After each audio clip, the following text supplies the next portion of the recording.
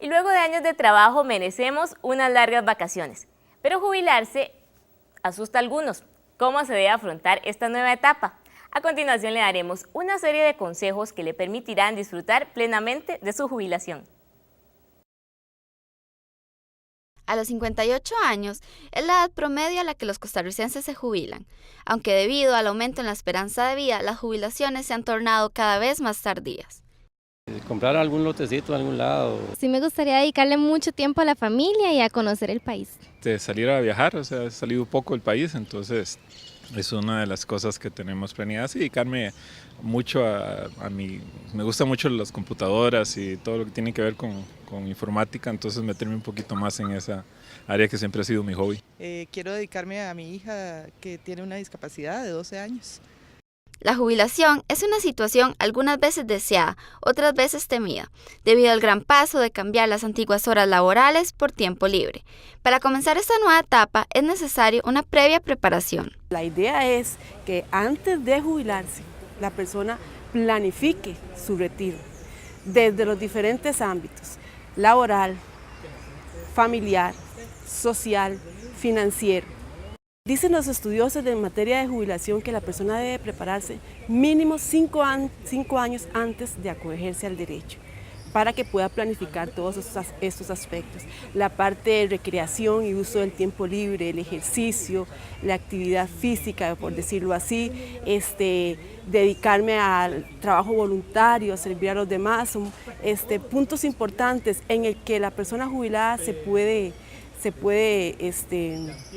dedicar posterior a su jubilación, ¿verdad?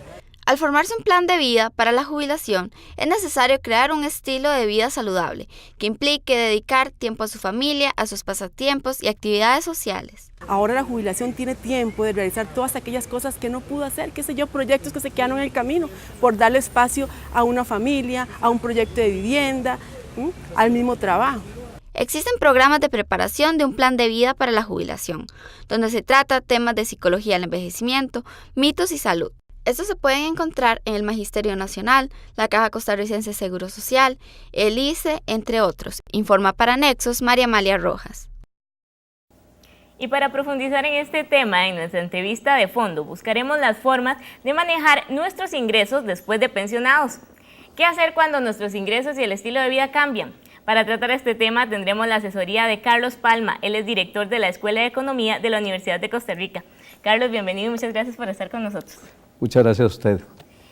Carlos, primero que todo, ¿a qué edad podríamos decir que es una buena edad para empezar a pensar en ahorrar y hacer un plan para pensionarse? Porque de repente uno joven tal vez está despistado y no piensa en esto. Bueno, mire, uno de los temas importantes que uno tiene que tener como profesional es que la planificación financiera es un tema que se inicia no en la época de jubilación, no en la época de la tercera edad, sino que es una planeación que uno debe hacer desde que se inicia el mercado laboral.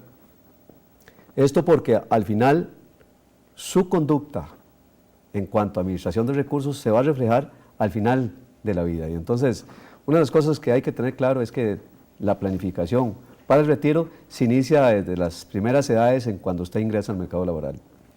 Ahora bien, cuando ya nos vamos acercando, que tal vez, ¿verdad?, de repente, si no hemos planificado, es cuando sentimos que ya es el momento, ¿verdad?, cuando estamos más conscientes del tema, ¿qué podríamos hacer si de repente, qué sé yo, a los 45 años uno dice, bueno, no, ya faltan 20, ¿verdad?, y de repente hay gente que se jubila más joven? ¿Qué acciones son las más importantes para ir preparando los ingresos y el capital económico propio? Bueno, eso va a depender mucho del nivel de ingresos. Por supuesto que una persona con mayor nivel de ingresos tiene mayor posibilidad de ir ahorrando, ¿verdad? Depende de cuál sea el estatus en que se encuentre. Pero algo importante, María Fernanda, es que las personas generalmente deben buscar una asesoría en este campo.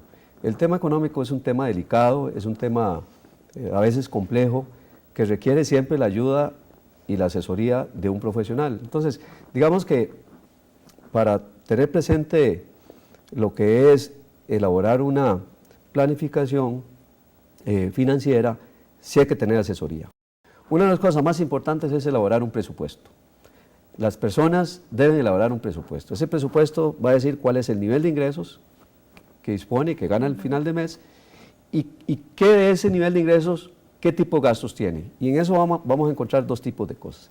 Vamos a tener gastos fijos, el agua, la luz y cosas de esas.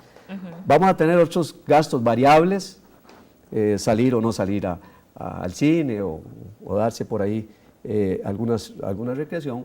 Y también qué porcentaje puede destinar a su ahorro con el fin de prevenir su futuro, con el fin de enfrentar, digamos, la época esa en la cual la persona no va a trabajar.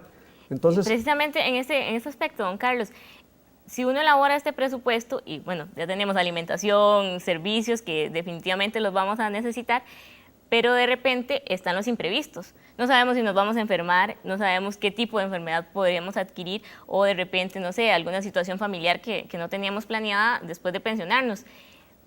Hay un margen que uno debería dejar como para la incertidumbre, ¿verdad? bueno, vamos a ver, digamos que el ingreso que usted recibe mensualmente lo podemos dividir en dos componentes para ir aclarando. Uno son los gastos de consumo y otro lo que es una parte que puede destinar al ahorro.